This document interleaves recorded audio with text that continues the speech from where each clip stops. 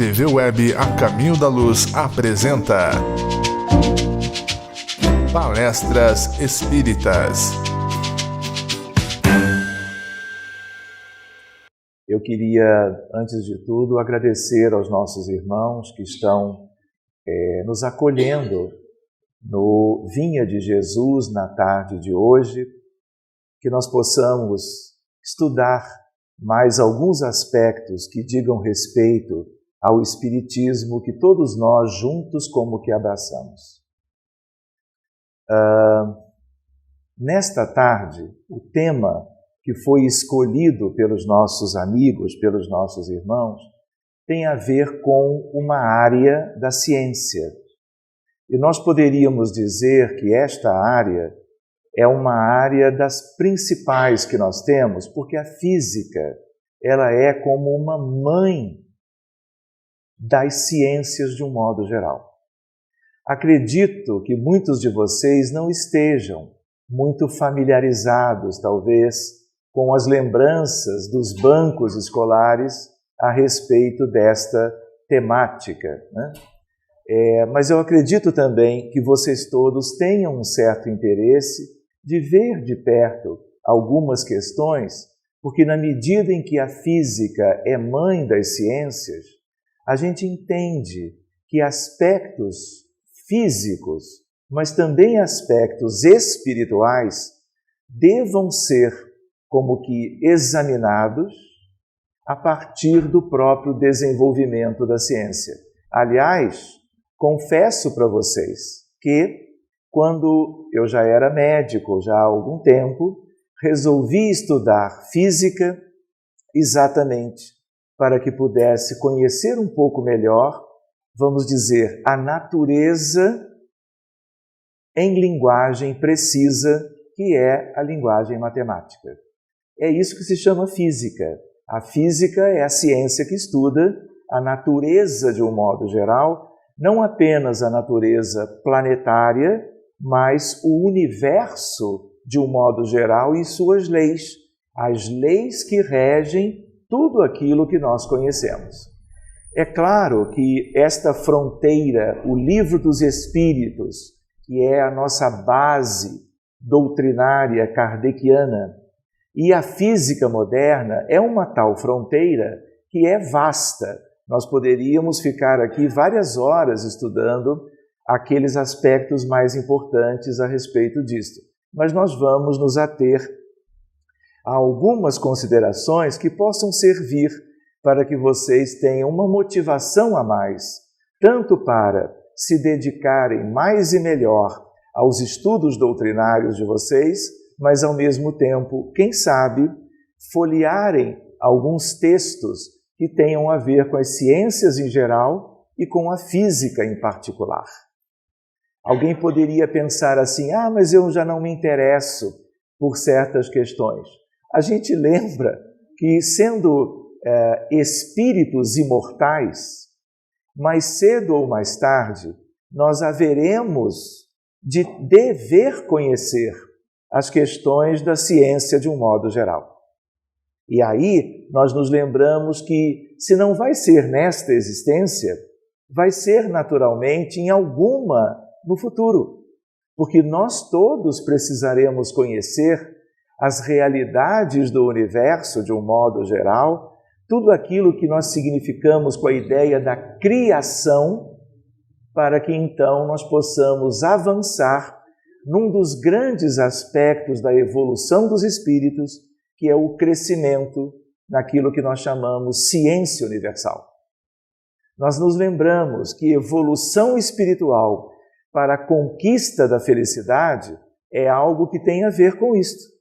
Tem a ver com uma asa, que é o desenvolvimento dela, a do conhecimento, e a outra, que é o desenvolvimento do amor, da bondade e de tudo aquilo que diga respeito a virtudes espirituais que todos nós precisamos desenvolver e alcançar. Não é assim? Nós não aprendemos a ideia das duas asas? Uma delas tem a ver com a física, queiramos ou não, e que a gente comece a vislumbrar essa possibilidade de um dia nos dedicarmos mesmo que seja numa encarnação futura, guardando desde logo mais uma motivação, que é vermos tudo aquilo que nós valorizamos propriamente em relação à doutrina espírita, mas também filiado agora a questões mais precisas da física. É um desafio, mas que nós possamos caminhar um pouquinho considerando alguns aspectos. Quando nós olhamos para esta figura, nós nos damos conta como se aquele homenzinho, aquela pessoa que está ali, fosse qualquer um de nós. Nós temos ou não temos a imensidão nos esperando para que possamos estar conhecendo estas realidades que até hoje não tivemos a oportunidade de conhecer. Nós nos lembramos que, encarnados ou desencarnados, existe uma realidade colossal esperando que a gente a conheça de tal modo que estejamos interagindo com ela como nunca fizemos antes. Somos aprendizes de tudo e somos aprendizes também das coisas do universo divino. Nós fazemos parte de tudo isso. É uma realidade que sempre existiu e que agora, pelos caminhos da ciência, nós também podemos naturalmente nos enfronhar com a passagem do tempo. Então, aquela ideia, aquela imagem, nos mostra o futuro. Hoje, nós temos algumas noções de algumas coisas que tivemos como aprender até hoje, não é? Mas nós temos um largo caminho pela frente, porque esta asa, que é a da ciência universal, ela jamais se extingue no sentido de interromper o seu crescimento. Nós nunca chegaremos a Deus, mas nós sempre teremos algo mais que conhecer. Imaginando que já tenhamos alcançado, daqui a milhões de anos, a condição de espíritos puros, em parâmetros cósmicos, ainda assim, deveremos avançar no conhecimento, como a espiritualidade chama em ciência universal. Portanto, vamos em frente. Fica o convite. Aqui nós colocamos uma ideia, vejam só. Vocês conhecem esse moço? Ele é conhecido daqueles que fizeram, especialmente no 2º grau, em algum momento da sua escolaridade, alguma ideia de uma física chamada física clássica. E o nome dele é Isaac Newton, que desenvolveu a física newtoniana, a mecânica clássica newtoniana, que alguns de vocês, talvez todos, tenham de algum modo ouvido falar. E este, cuja figura está aqui, lá no século XVII, portanto, antes de Kardec. Kardec e a codificação, vocês lembram, são de que século? O XIX, não é verdade? Portanto, este estudo aconteceu 200 anos antes aproximadamente. Ele e outros grandes cientistas desenvolveram uma maravilhosa e bem-sucedida explicação de como as coisas se movem na Terra e no céu. É o que nós chamamos de mecânica clássica. Pois bem, a sua mais espetacular aplicação até hoje é a exploração do espaço e o entendimento da mecânica celeste. Como a exploração do espaço e a mecânica celeste lida com coisas propriamente macroscópicas, a mecânica que serve para isto é a mecânica clássica, e que tem a ver com algumas leis de Newton e algumas questões complementares. Pois bem, todos vocês estão acostumados hoje a verem questões que estão sendo descobertas a partir do desenvolvimento das aplicações daquilo que eles, lá no século XVII, como que brindaram à humanidade para que ela, então, progredisse e se desenvolvesse de uma certa forma mais rapidamente. Quando nós olhamos propriamente o telescópio Hubble, nós sabemos que para ele chegar onde chegou, a muitos quilômetros de altura, e dar voltas e voltas à Terra, enquanto ele vai fotografando perscrutando a realidade imensa do universo. Ele está ali por um desenvolvimento de uma aplicação da física clássica. Mas, na sua intimidade, os aspectos ligados à transmissão de dados, a fotografias de alta resolução, a questões propriamente de funcionamento que na época de Newton não havia, tudo isto que está contido no Hubble, na verdade, foi necessário para o seu desenvolvimento que tivéssemos a chamada física moderna, a chamada física nova. Quando a gente ouve falar de física moderna, a gente lembra, ela é a soma de duas coisas que muitos de vocês também ouviram falar.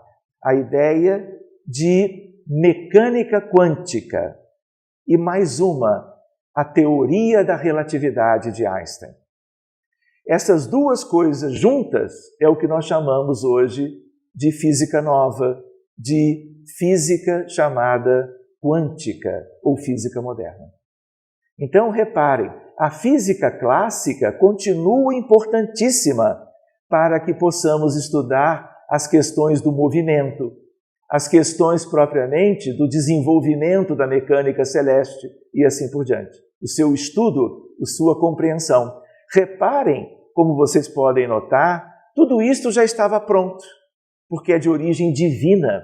Estudar o sistema solar, estudar os exoplanetas fora do sistema solar, tudo isto nós utilizamos para tal a física clássica. Ela continua importante e ela nos acompanhará pela eternidade. Vejam só, podem anotar, estamos em 2016 e nós estamos conversando e lembrando uma ideia. Daqui a 5.000 anos, a mecânica clássica continuará importante, tanto quanto tudo que já foi desenvolvido pela física moderna. Outras coisas virão que nos ajudarão a conhecer aspectos novos, mas o que nós conhecemos hoje, nós vamos levar para o futuro. Quando nós olhamos a Estação Espacial Internacional, isso hoje é uma realidade. A ida e vinda de pesquisadores da astronáutica, da astronomia e da cosmologia, entrando e saindo como se fosse um lar. É um lar laboratório de pesquisas de alto nível. E nós chegamos a este ponto em função da física como um todo, a clássica e a moderna. Isto é uma herança do conhecimento que nós todos um dia teremos mais proximamente. Aqui nós temos um pequeno robô chamado de Opportunity, e ele está em Marte já há um bom tempo, andando pela superfície marciana, vejam só, e enviando para nós fotografias de alta resolução e fazendo mais. Ele colhe material do solo marciano, analisa e envia os dados para a NASA, para o planeta Terra, onde é a nossa casa hoje, fazendo com que nós tenhamos a condição de conhecermos mais e melhor o nosso sistema solar. Mas não só isso, compreendermos como as coisas se dão mundo afora na ideia propriamente da origem do sistema solar e da origem do universo. E nós temos caminhado muito em função disso. Para que tenhamos uma outra ideia para guardarmos por enquanto, antes da física moderna, a mecânica clássica, aquela newtoniana que chamávamos atenção. Outra ideia é a óptica, a questão das lentes, dos telescópios, de todos os tipos, hoje altamente poderosos, tem a ver com o desenvolvimento de uma ciência, faz parte da física, de uma ciência que começou séculos antes.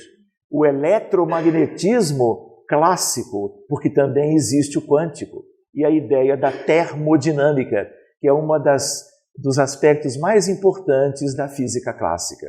Tudo que está ali é clássico, mas houve uma época que as coisas mudaram. Nós lembrávamos isto agora há pouco. Física moderna, e temos aqui a figura de Einstein, a figura de Niels Bohr e a figura de Madame Curie, que foi aquela que desenvolveu todo um estudo sobre a radioatividade.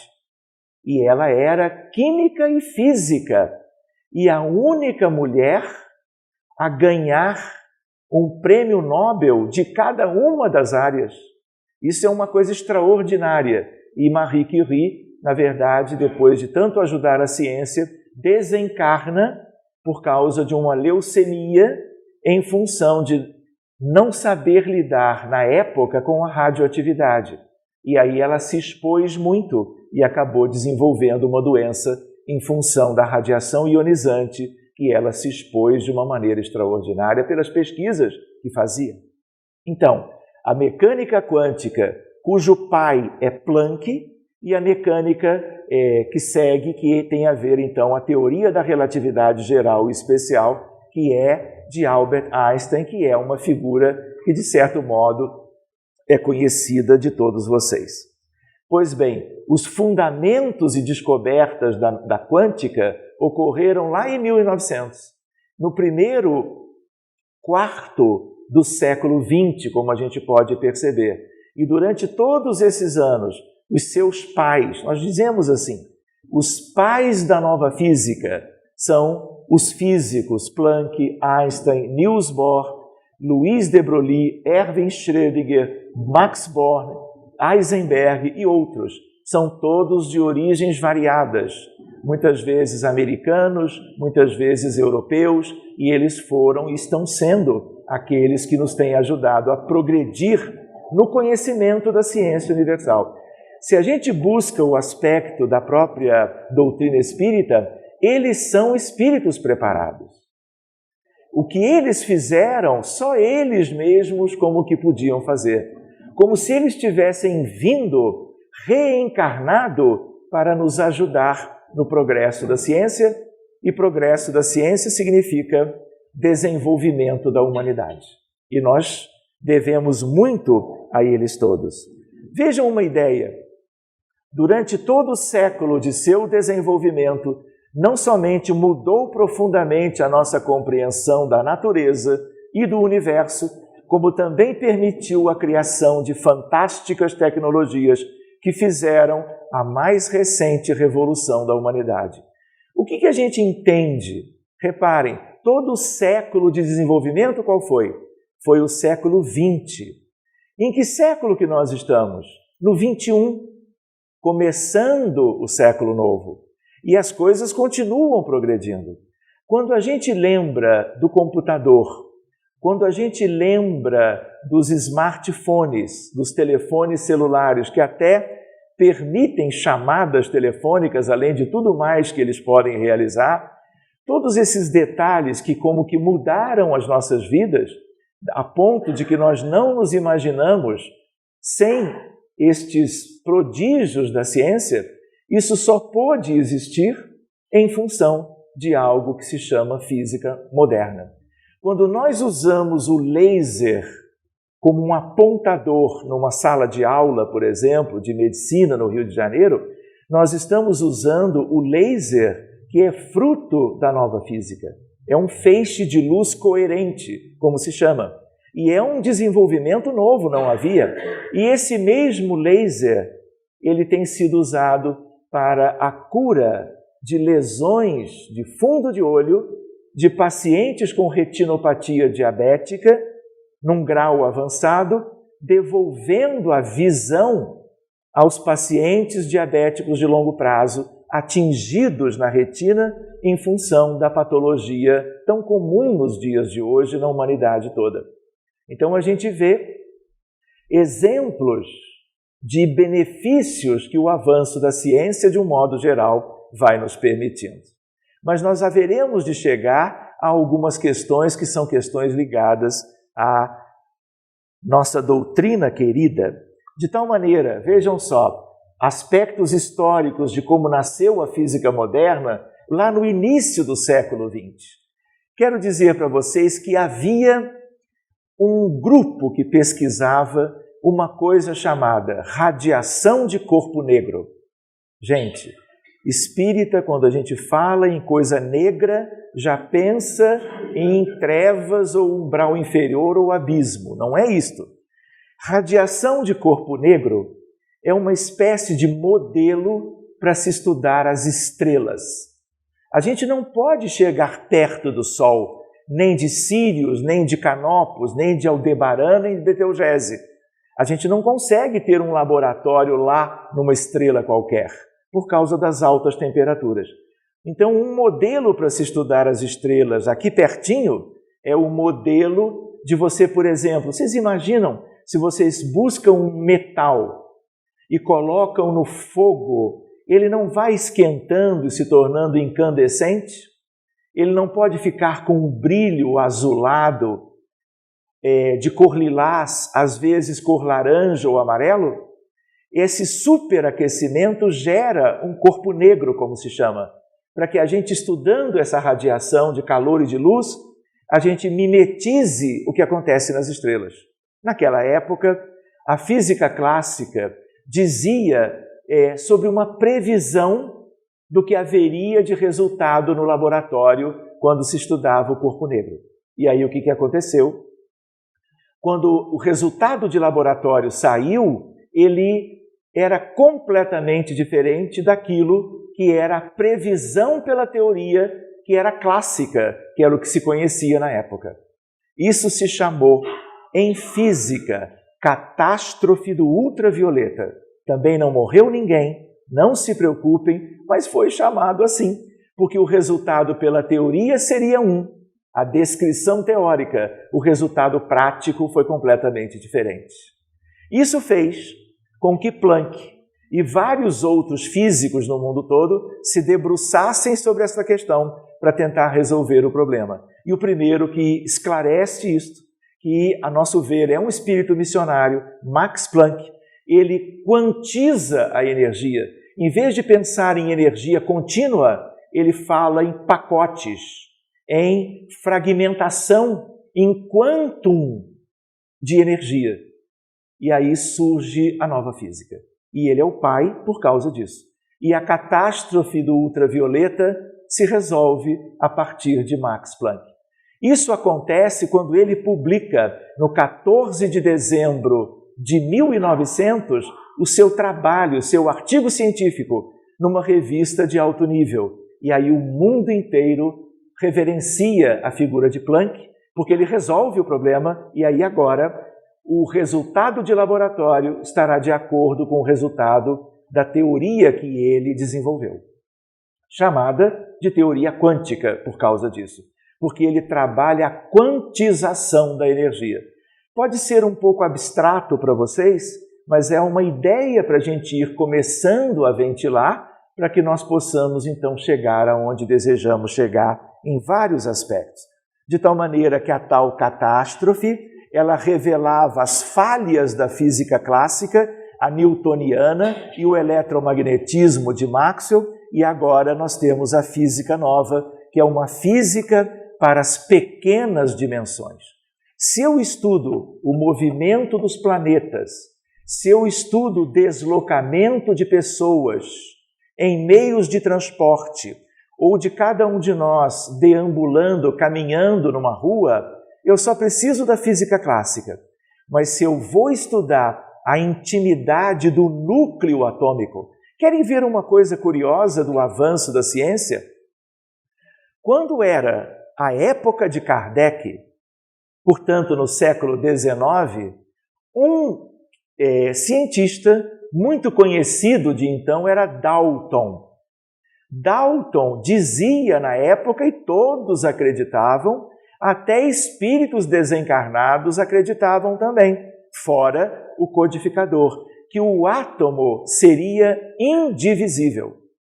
Ou seja, tínhamos chegado à parte mais pequenina de qualquer estrutura material.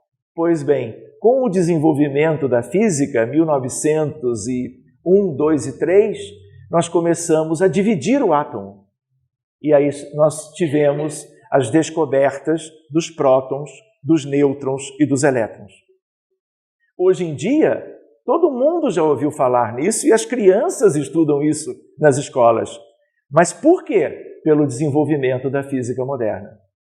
Se nós pegarmos agora o próton e o nêutron e quebrarmos, nós vamos encontrar, como vamos ver, estruturas ainda menores.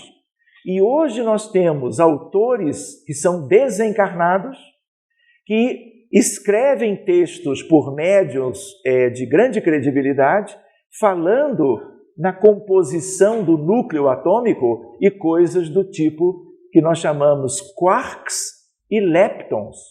E as nossas crianças vão ver isso mais cedo ou mais tarde. Nós que já somos adultos, podemos não ter nos familiarizado com isso, mas é uma questão de tempo. A vida não é eterna, nós não vamos voltar, podemos ter hoje outros interesses, mas amanhã, como estas coisas são básicas, nós vamos ver isso nas escolas do futuro. Então guardemos essa perspectiva conosco de braços abertos, porque conhecendo estas coisas, nós vamos conhecer o quê? A criação divina. Tudo já estava pronto, como dizíamos antes, mas a ideia qual é? De nós conhecermos cada vez melhor tudo aquilo que faz parte da vida universal e que ainda não dominamos. De tal maneira que nós podemos, então, lembrar a ideia do corpo negro e a física das pequenas dimensões, e a ideia de que algo muito extraordinário ainda nos espera. Para que tenhamos uma noção do pai disso tudo, que é Planck, numa fotografia dele lá em 1918, só para não ficar uma coisa tão distante para nós, uma coisa mais palpável. O que é isto? Eu não entendo destas coisas. Mas eu também não. Quando eu olho, é um gráfico, não é assim que a gente chama? Esse gráfico mostra para nós a radiação do corpo negro. É o que eu dizia antes. Pela previsão da teoria clássica, da física clássica, era esse o resultado quando eu analisasse a radiação de corpo negro em função da frequência em hertz daquilo que o corpo negro irradiava. Colocando todos os dados, era esse o resultado esperado. E o resultado experimental mostrou algo completamente diferente.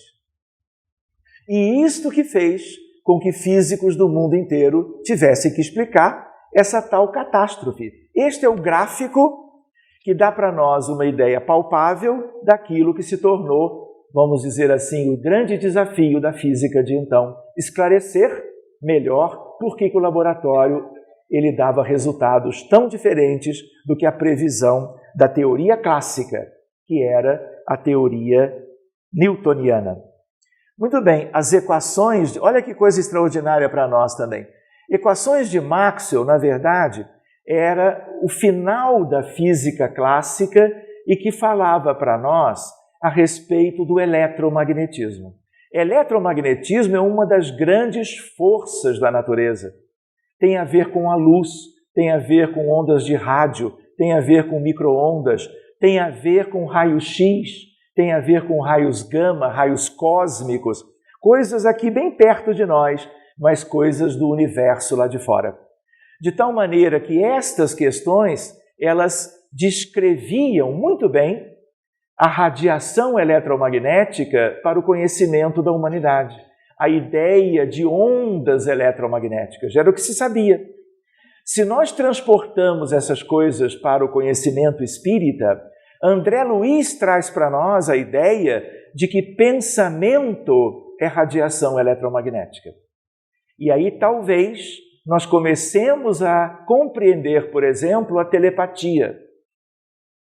O que é a telepatia?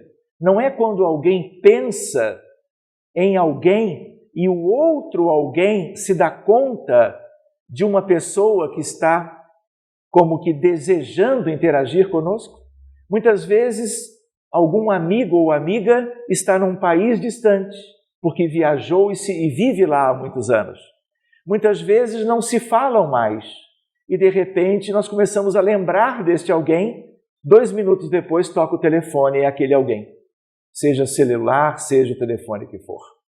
Muito bem, a ideia do eletromagnetismo favorece que nós compreendamos um fenômeno da irradiação mental. Para vocês terem uma ideia, as radiações eletromagnéticas, em geral, viajam a 300 mil quilômetros por segundo, que é a velocidade da luz.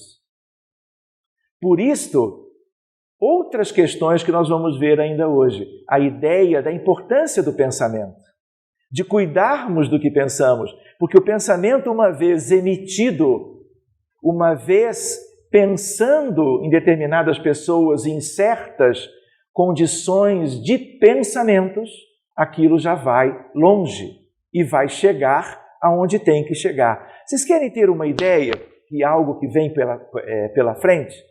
Nós não temos uma psicosfera da Terra? O que é psicosfera? O que é ideoplastia que nós aprendemos na codificação? Não é nós pensarmos e daqui a pouco o pensamento como que se materializa? Ganha forma? Ganha vida?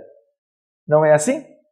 O que é a psicosfera em si? Não é o grande conjunto de tudo aquilo que os seres humanos já pensaram em toda a história da humanidade?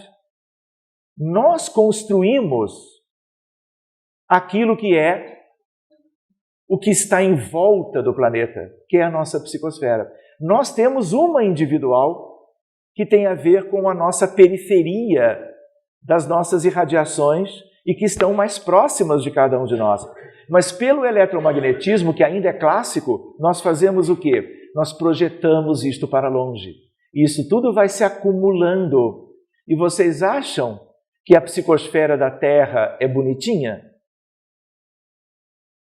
Vocês acham que ela é luminosa, colorida e que, uma vez existindo sob um país qualquer, uma cidade qualquer, é algo que ajuda os demais a fazer evolução espiritual? Pois é justo o oposto. Se nós nos damos conta da psicosfera, e não é difícil fazer isto, nós nos damos conta dos efeitos de todas as guerras que nós já tivemos no nosso mundo. As guerras fazem também algo que é altamente danoso para o contexto espiritual da humanidade, afora tudo mais que com mais facilidade nós depreendemos. Mas ela gera uma psicosfera e essa psicosfera está a todo tempo como que funcionando em relação aos espíritos e às almas de todos os demais que vivemos aqui. Algo que nós mesmos realizamos ao longo dos milênios da nossa história. Então é importante nós nos darmos conta disto também, é algo de fronteira entre uma parte e outra do conhecimento. De tal maneira que agora, com a descoberta da ideia da energia quantizada, isso foi chamado de pacotes de energia. Esses pacotes também são chamados de fótons. E agora nós temos, além do eletromagnetismo como radiação eletromagnética que se espalha para longe, nós temos uma ideia ondulatória, portanto, nós temos outra, que é a ideia dos fótons do pensamento. Porque se nós temos os fótons da luz, nós também temos os fótons do pensamento. E querem ver a importância disso? Quando nós pensamos, dependendo da frequência vibratória, da qualidade do que nós fazemos ao pensar, nós estamos irradiando e banhando o nosso mundo celular daquilo que nós pensamos, além de projetarmos tudo isto para fora. Muitas das doenças, dos desequilíbrios celulares que podem dar origem ao câncer, a processos degenerativos, celulares, teciduais e orgânicos. Quantas doenças nós temos que nós não sabemos como elas tiveram origem? Nós temos ideia, por exemplo, do diabetes mellitus. É uma grande epidemia mundial. Temos ideia de que falta insulina ou ela é relativamente insuficiente para um controle metabólico dos açúcares ou dos hidratos de carbono.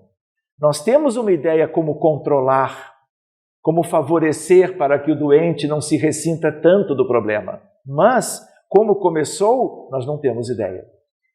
E é claro, isso começou em nós mesmos, de algum modo. Quando nós pensamos numa questão contrária, mas análoga na origem, a questão da prece, a questão da oração, nós estamos agora irradiando outro padrão vibratório.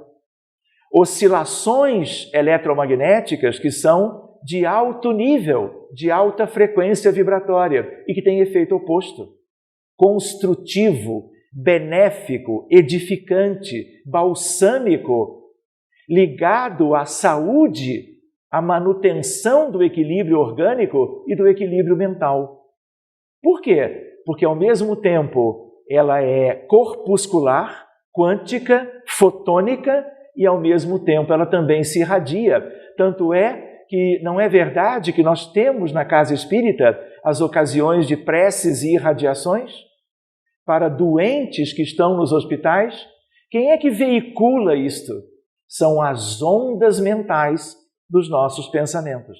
Como é que nós podemos estudar isto? Com esses elementos simples da física. Seja a física clássica newtoniana, seja a física nova, como vamos ver algumas coisas daqui a pouco. Também nós dizemos assim, então a luz, o pensamento, as radiações eletromagnéticas, elas têm uma natureza dupla, elas têm uma natureza do tipo dupla personalidade. Às vezes funciona como ondas, tem a sua característica ondulatória, ao mesmo tempo ela pode, em outros momentos, funcionar como uma coisa corpuscular. E aí ela terá as suas implicações. A gente lembra, não foram os físicos que criaram estas coisas, foi Deus. Não é verdade? Nós não encontramos tudo isto pronto? O que nós temos agora são meios desenvolvidos aqui no planeta Terra, pela nossa humanidade, pelos cientistas de alguns anos atrás, para que possamos entender melhor tudo aquilo que Deus já havia feito.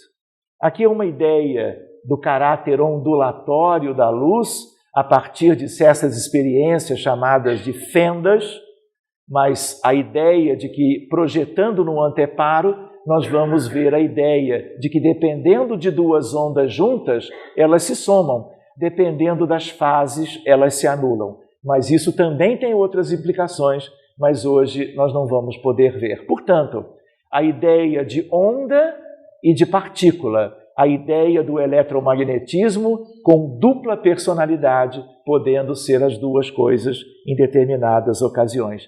Vocês não têm ideia de que nós vivemos num oceano de vibrações? E no planeta Terra, vocês acham que as vibrações são muito assim diferenciadas para melhor? Não tem sido assim. Reparem que um aspecto de reflexão é o legado que nós temos deixado ao longo da nossa história para os demais habitantes deste mundo, os demais integrantes do rebanho que é a humanidade terrestre, cujo pastor é o Cristo, e a ideia de nós sendo herdeiros de nós mesmos. Quantas dificuldades nós podemos viver numa tal encarnação que não sabemos de onde vem? Fomos nós que geramos. E uma base para esta herança que precisa ser modificada com vistas ao futuro é a ideia que a física nos ajuda a entender. A ideia de que estamos projetando e criando vida à nossa volta. E tudo isso é da nossa responsabilidade. Sendo da nossa responsabilidade, voltará para nós de algum modo. E nós vamos ter que usufruir disso.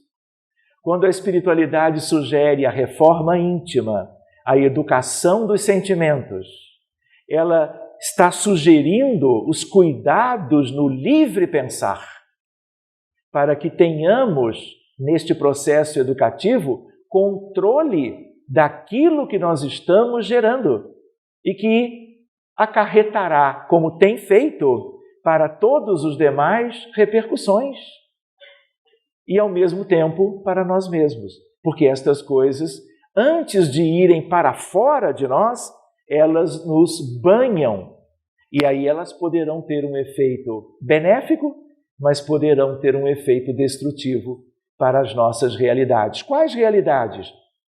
Os trilhões de células do corpo físico, o perispírito de cada um de nós, que é o primeiro a receber o impacto das nossas vibrações, dos nossos pensamentos.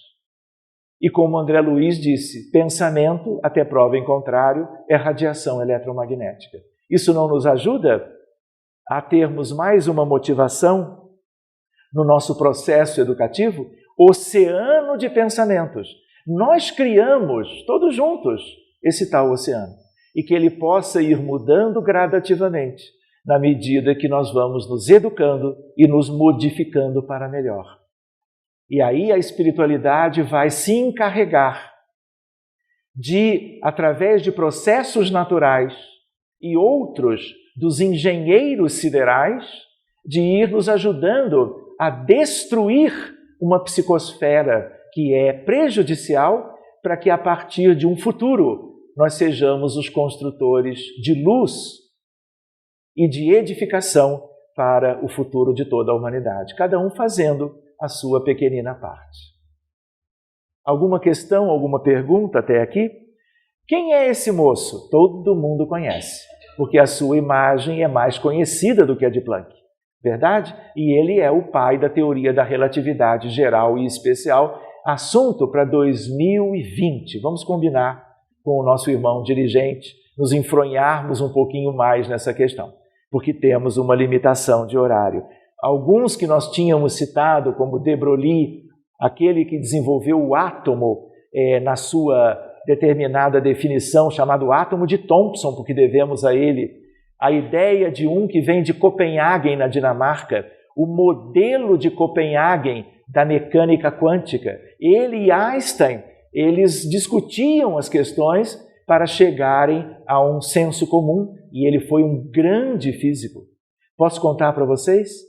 Ele participa hoje de reuniões de materializações luminosas no Rio de Janeiro, como desencarnado, desencarnou há muitos anos, e ele trabalha nessa fronteira entre fenômenos do mundo espiritual e em fronteira com fenômenos do mundo físico, do mundo mais denso, mais material, que é onde nós habitamos quando encarnados.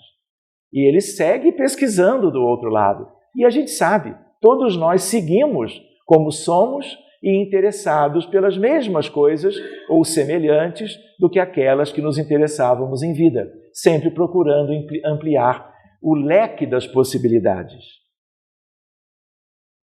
Querem ver o que é isto? Vejam só, numa determinada época, não se sabia disto na época de Kardec.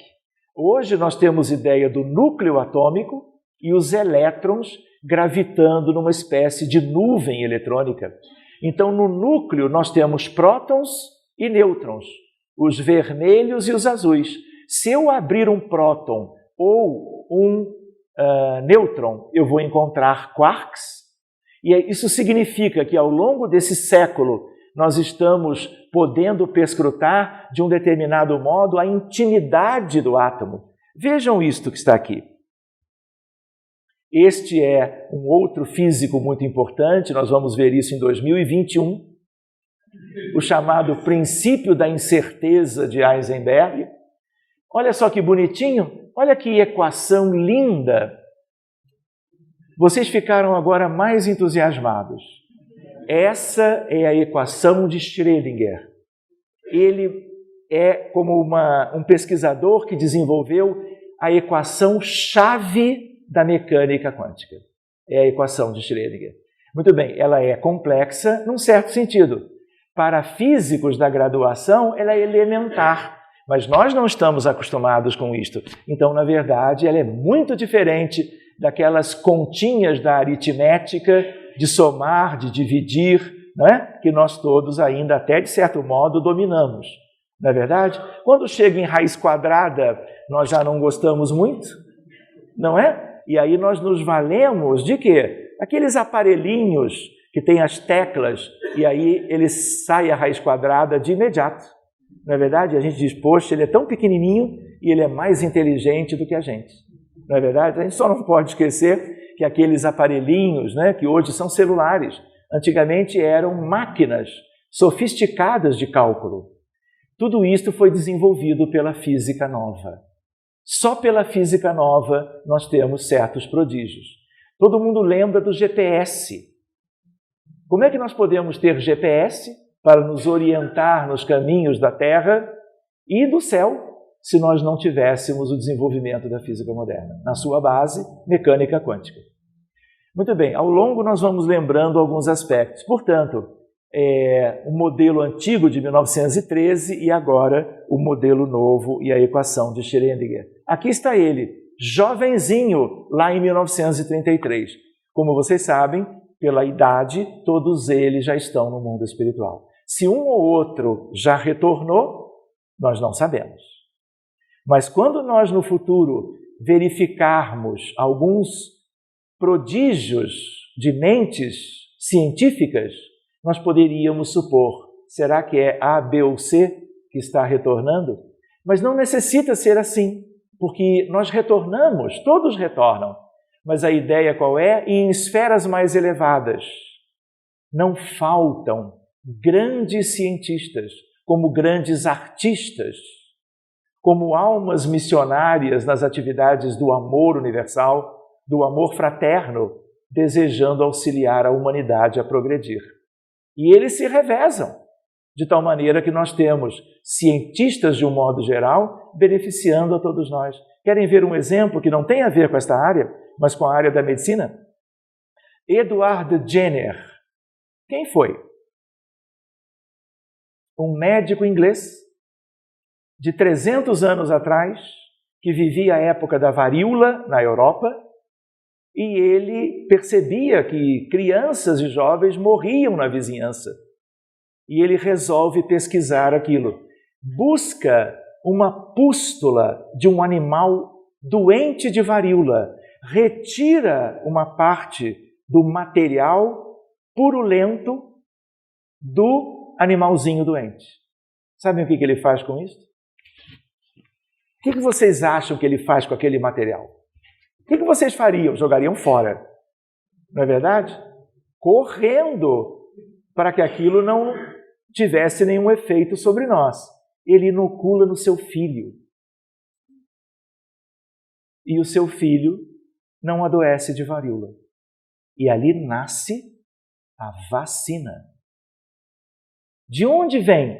Das mesmas esferas, um Jenner, um Einstein, um Planck e tantos outros, de todas as áreas da ciência, de regiões mais elevadas, onde há pesquisa, onde há dedicação, onde o amor ele se manifesta de outro modo. Entende? Não é necessariamente acolhendo num abraço fraternal, mas é uma maneira deles contribuírem para o progresso da humanidade. Isso tem acontecido e nós devemos a eles todos. Mas sigamos adiante. Olha que bonito isto. Antigamente, quando olhávamos para um próton, nós imaginávamos isto. E agora nós vamos dividindo, e agora a ideia que se tem é esta. Quarks e gluons dentro do interior, seja de um núcleon do tipo próton ou do tipo neutro. Quando vocês retornarem, vamos dizer assim, o desenho será outro. Porque é uma questão de tempo. Vocês imaginem 100 anos de dedicação. Neste particular, nós vamos estar com condições muito melhores de conhecer a natureza. E não é apenas para olhar uma imagem e ver, olha como mudou a nossa compreensão. É tornar isto útil para a humanidade, inclusive para as questões morais. Porque uma coisa é o desenvolvimento do laser, é o desenvolvimento do telefone celular ou do GPS. Mas nós temos que compreender melhor também mecanismos de fundamentação moral, para que tenhamos, inclusive, mais conhecimento e mais estímulo para fazermos em cada encarnação, que é um período curto nas nossas vidas, longínquas espirituais, aquilo que é o principal, que é aquilo que justifica, pelas nossas limitações, que tenhamos que voltar tantas vezes, vivendo situações muitas vezes de sofrimento, de doença, de constrangimento e de experiências que são educadoras, reeducadoras, mas que na verdade significam e mostram as nossas grandes dificuldades pessoais. Então isso é mais um estímulo para nós. Olha aqui uma ideia Estamos aqui agora verificando, lá na Europa, num lugar perto de Genebra, um grande acelerador de partículas, de tal maneira que nós temos colisões de altas velocidades entre prótons de átomos diferentes. E isso gera aspectos que têm a ver com o Big Bang, há 13 bilhões de anos atrás. E aí nós podemos descobrir que, além do elétron, que é de carga negativa, existe o pósitron, de carga positiva. É o que a gente chama de antimatéria. A antimatéria também existe? Existe.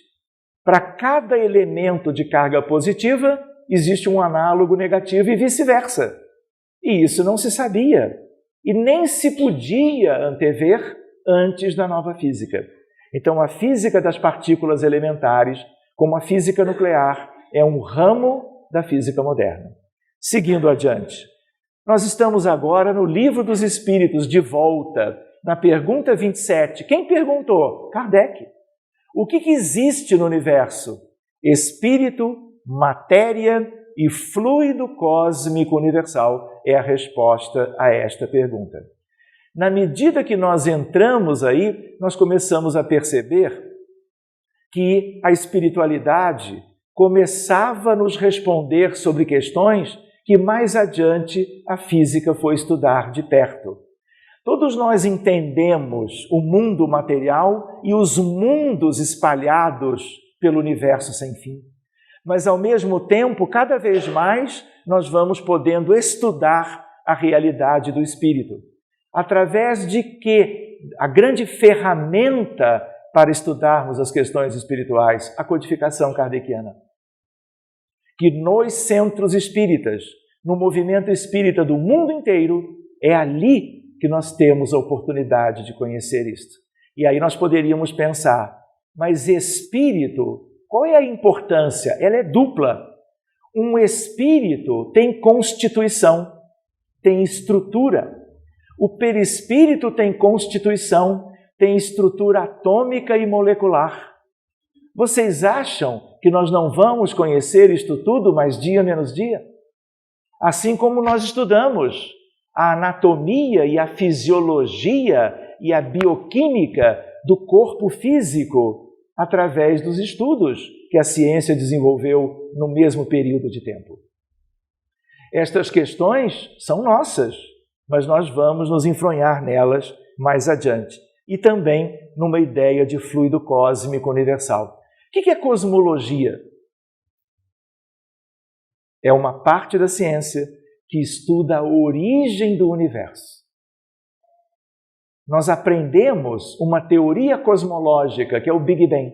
Parece que tudo começou ali há 13,7 bilhões de anos atrás. Mas o universo é eterno. Ali houve algo notável, grandioso, mas já havia a vida do universo, divina e a criação como um todo. Tudo isso nós estamos começando a compreender melhor e há uma ideia. Vocês estão vendo uma figura? Isso aqui é o sistema solar. Estamos em Itapira. Estamos em Mogi Guaçu. Estamos no Rio de Janeiro. Se nós olharmos o universo como um todo, com todos os instrumentos que a física desenvolveu, moderna, vocês têm ideia do número de corpos celestes ou estrelas que nós temos? De 30 a 70 bilhões de trilhões de estrelas, organizadas em 100 bilhões de galáxias. Ou seja, nós não podemos mais deixar de estudar a natureza e o universo. Além do que, se tudo isso já existe, Deus continua criando. Não é verdade? E numa velocidade que nós não conhecemos. E sempre, vocês lembram que eu tinha dito no início que em ciência universal nós nunca vamos parar de conhecer, de estudar e de pesquisar, porque Deus continua criando. Sabe lá o quê? Porque na nossa ótica limitada de seres imperfeitos, vivendo num mundo lindo, por sinal, que é um planeta azul, que é a Terra, nós ainda não fazemos a menor ideia do que há lá fora. Querem ver um exemplo? Vocês já ouviram falar sobre buracos negros? Eles são muito mais comuns do que nós pensávamos. E ninguém tem ideia hoje, apenas algumas suposições, do que exista para dentro ou do outro lado de um buraco negro qualquer, inclusive um que está como que no centro da Via Láctea, que é a galáxia onde nós moramos. Há quem diga, e não é qualquer estudante de graduação em física, são grandes elementos de pesquisa, que nós vamos precisar de uma outra física para podermos conhecer e descrevermos o que há dentro de um buraco negro qualquer. Tudo indica que são portais para outros universos. Então agora a gente não fala em um universo, a gente fala em multiverso, a gente fala em diverso. Por quê? Porque esta amplidão ela é completamente sem fim. E nós pequeninos, formiguinhas, grãozinhos de areia numa praia cósmica, tendo toda uma realidade para conhecermos melhor. Além, claro, de conhecermos a nós mesmos, que ainda é o maior dos desafios.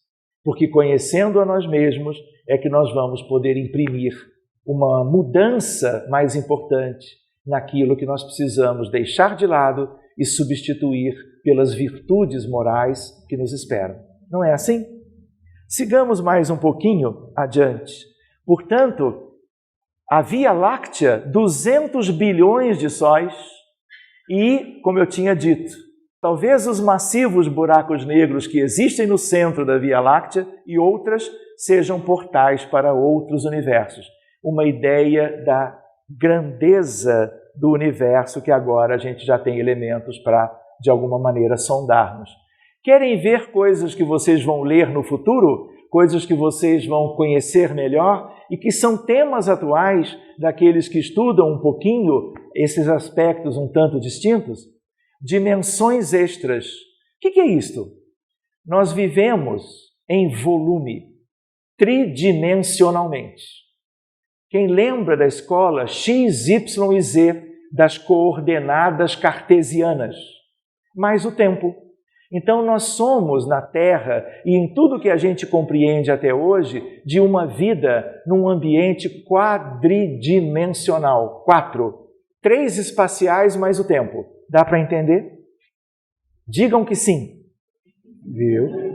Eu sabia que esse tema vocês todos iam acompanhar muito bem. A ideia qual é? A ideia de que já se sabe que são 11 dimensões e a partir da 5ª já nós não sabemos o que é. E nós não temos uma tentativa de elucidar isto pensando no mundo espiritual?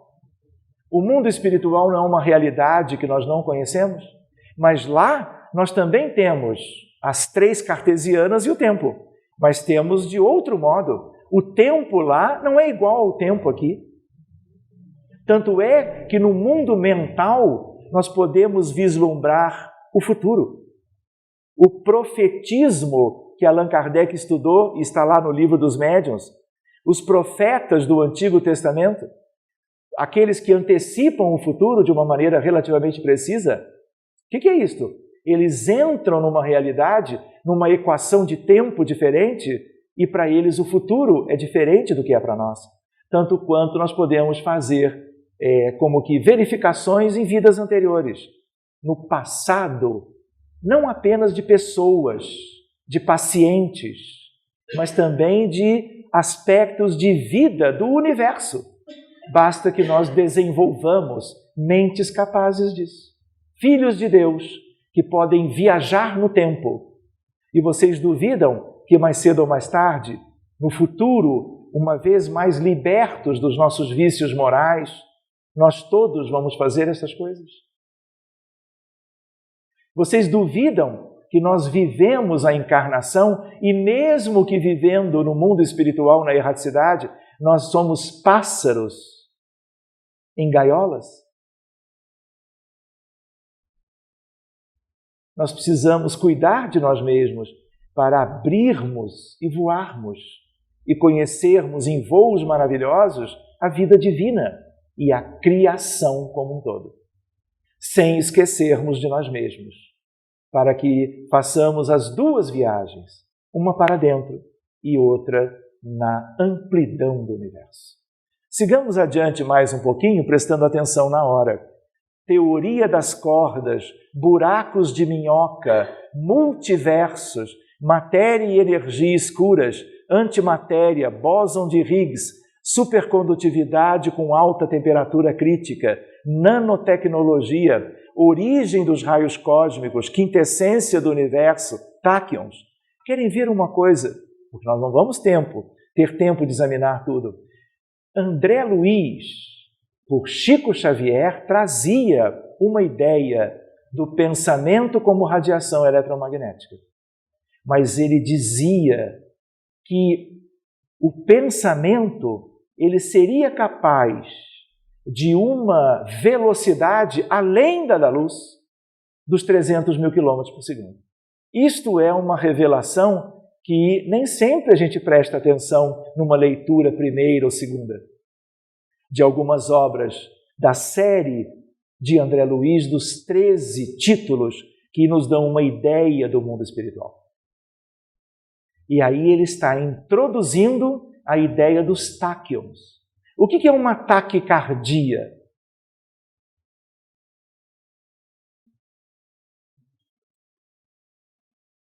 Não é quando o coração bate ligeiro?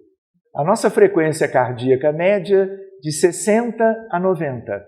Um coração que bate a 130 é um coração com taquicardia. Verdade? Pode ser por uma emoção, uma pessoa apaixonada diante do seu amor, mas pode ser Elas adoraram essa ideia. Eu percebi um sorriso especial, claro, não é? A lembrança foi oportuna. Mas tem também doenças que levam a taquicardias. E o paciente vai ter que ser visto por um especialista qualquer. Pois bem, a ideia de que quando passa de 90, a pessoa está taquicárdica. O que é táquion? É o pensamento acima da velocidade da luz. Então, André Luiz, sem dar outras pistas, ele começa a dizer para nós, para nosso exame de futuro, de hoje para o futuro, porque essas lembranças vocês guardarão, possa ser não mais um fenômeno do eletromagnetismo clássico, e sim um fenômeno quântico. Porque só os fenômenos quânticos, de uma física que nós chamamos de não local, ela dá uma ideia de coisas acima da velocidade da luz. O que é a localidade da física clássica? Quando você mexe no interruptor, a luz acende. Você mexe de novo, ela apaga, porque há um fio condutor ligando um interruptor àquele que é o equipamento e a lâmpada. Pois bem, os fenômenos quânticos, eles não são locais, é a não localidade da mecânica quântica. Isso significa que mesmo que eu faça algo, não tem nada ligando um contexto ao outro, conhecido, e uma coisa age na outra. Então, a ideia de que tem que ser acima da velocidade da luz. Tudo indica, e isto tem profundas implicações na vida universal e na vida terrena, que as nossas ligações como rebanho, como família espiritual, como humanidade, entre nós todos e todos nós, ovelhas do rebanho, ao pastor divino que é o Cristo. Tudo isso é uma fenomenologia de alto nível, que tem as bases na física chamada moderna, mecânica quântica e teoria da relatividade de Einstein. E talvez muito mais para nos trazer benefícios como o laser, como o GPS, como os equipamentos sofisticados de computadores e celulares, fosse também para que nós valorizássemos a nossa realidade íntima e soubéssemos lidar na vida, respeitando as coisas da criação e agindo melhor, com mais um estímulo para o nosso progresso espiritual. Nós vamos acelerar um pouquinho, mas só para não deixarmos o livro dos Espíritos de lado. Vejam isto, 4 questões eu separei, e aí nós terminamos. A pergunta 22, Olha Kardec, lá em 1857, um pouquinho antes, século XIX, meados do século XIX, define-se geralmente matéria como sendo o que tem extensão, o que é capaz de nos impressionar os sentidos. A espiritualidade mal deixa ele terminar a pergunta. E através de um dos médiuns da codificação, traz a ideia: mas a matéria existe em estados que ignorais. Tipo, olha, vou brincar, segura a tua onda, que lá no futuro vocês vão ver que tem muito mais coisas. Mas agora é aquilo que Kardec dizia, aquilo que tem extensão, aquilo que impressiona os sentidos. Quando a gente trabalha a ideia do ar ambiente, nós não respiramos o ar ambiente? Esse ar ambiente na atmosfera terrena não é cheio de matéria? Ou nós respiramos no vácuo? Nós não temos nitrogênio, oxigênio, gás carbônico? Tudo isso não são moléculas e átomos? Isso é matéria.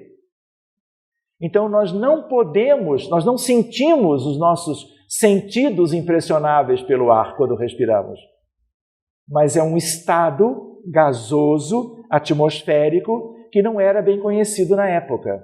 Mas mais do que isso, vocês não viram a ideia da antimatéria, o pósitron, por exemplo, em relação ao elétron?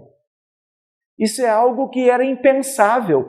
Não adiantava que os físicos da codificação, os grandes cientistas que corroboraram todo aquele cenário de revelações prodigiosas para a humanidade, que nos mostrassem questões, porque nós não iríamos entender. Nós tínhamos que avançar e hoje tudo isto é fácil. Matéria escura e energia escura, o que é isto?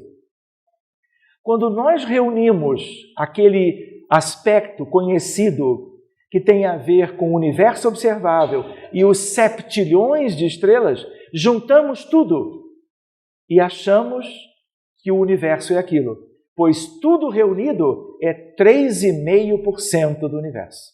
Ou seja, apesar de termos chegado até aqui, 96,5% de um universo que claramente existe, nós não temos a menor ideia do que seja.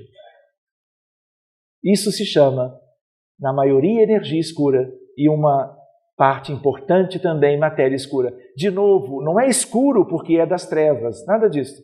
É escuro porque não irradia, porque não emite nada que os instrumentos possam detectar de tudo que foi desenvolvido até hoje.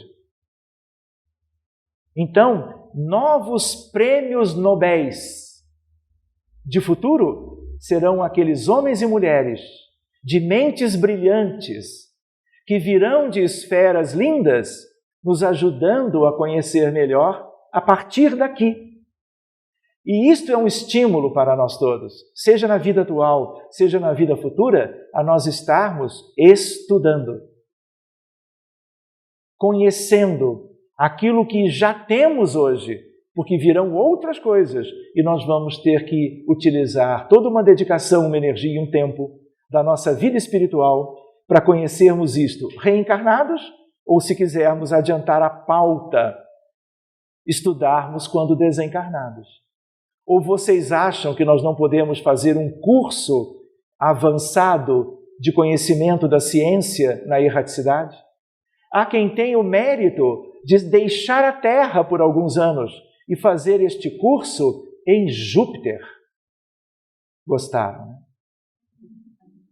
Mas tem que cuidar de outros temas, porque só vai poder entrar em Júpiter com um certo padrão de vida mental, de seus pensamentos.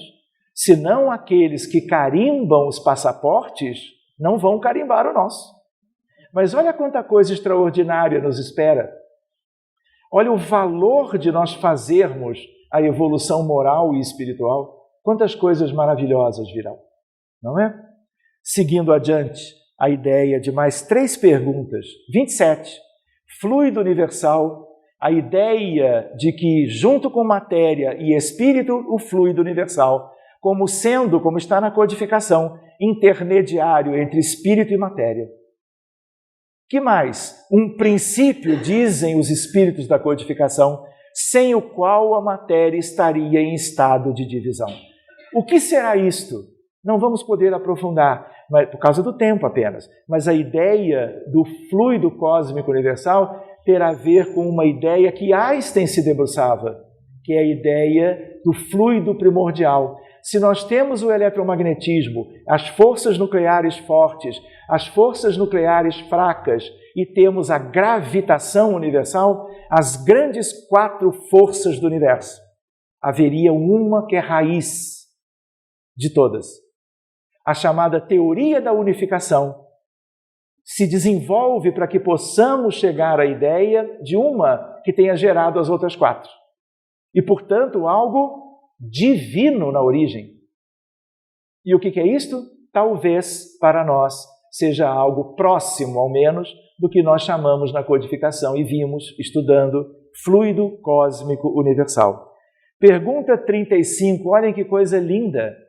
A gente vê as estrelas espalhadas, aí o resto é escuro. E a gente pensa, no que é escuro não há nada. Olha na codificação, Livro dos Espíritos, Kardec perguntando, o espaço universal é infinito ou limitado? E os Espíritos disseram. E isso deixa Kardec tão preparado, um tanto perplexo. A ideia do infinito. E percebendo a perplexidade deste espírito querido, que é o codificador, Hippolyte Léon Denisard Rivel, que é João Rus, que voltava, a ideia, o espírito diz, de imediato, isto te confunde a razão, bem o sei. Então, a admiração que ele ficou com a resposta. E aí, hoje, o universo é infinito, de geometria plana, dinâmico e em franca expansão, para nós estudarmos melhor em 2022. Não é verdade? Aqui mesmo, não é, André? Em Mogi Guaçu. Não é?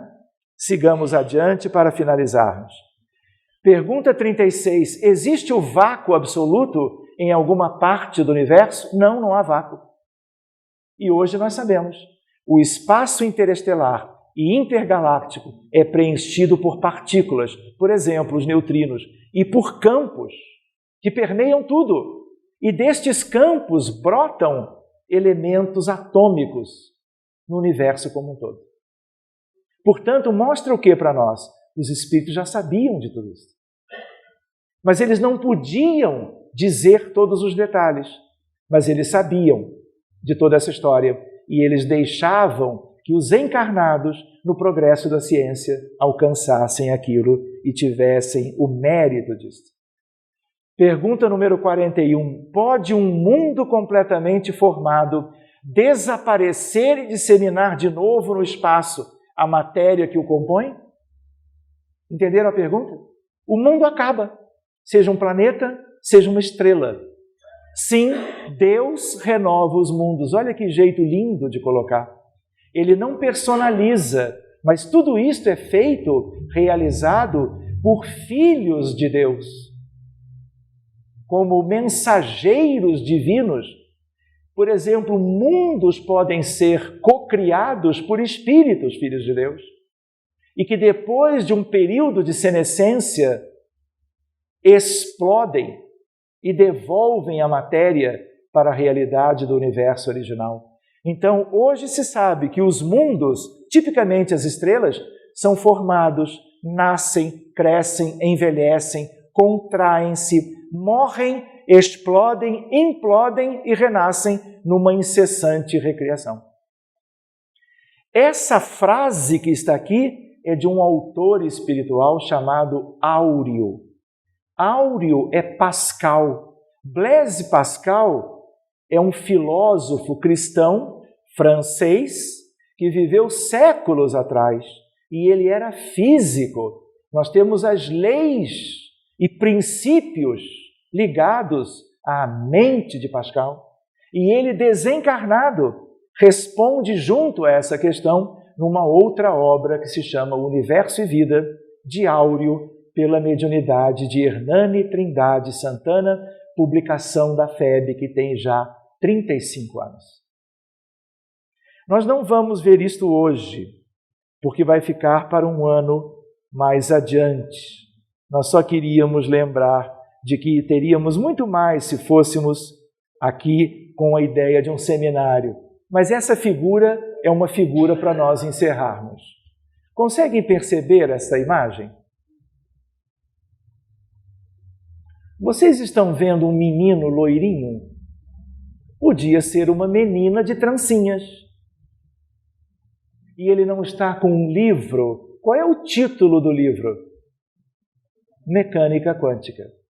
Então, no futuro, quando vocês voltarem, além das histórias infantis e das coisas lúdicas da vida na infância, nós já estaremos examinando de perto elementos ligados a isso. Nos Estados Unidos, existe a publicação de um livro de mecânica quântica para a quem seja um pouco além dos bebês. Pai e mãe folheando o livro de física moderna com crianças menores do que aquele, diria no Rio Grande do Sul, aquele guri, que é uma expressão tipicamente do Rio Grande. Aquele menino.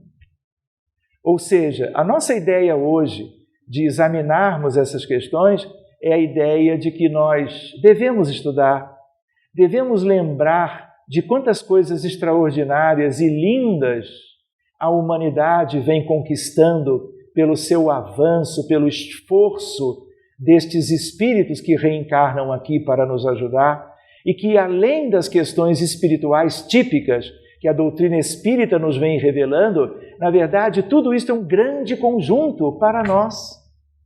Isso é um legado de Deus, de 1000 modos diferentes que nos chegam à nossa realidade, para que nós valorizemos a vida e para que nós possamos nos adiantar em mais uma oportunidade que é a reencarnação atual e outras tantas que virão.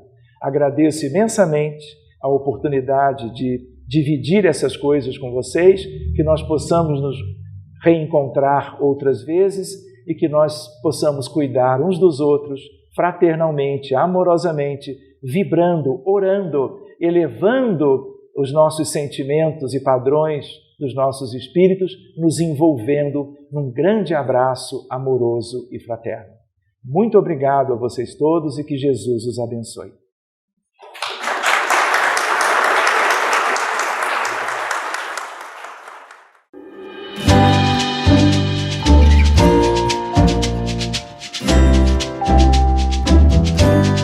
A TV Web A Caminho da Luz apresentou Palestras Espíritas.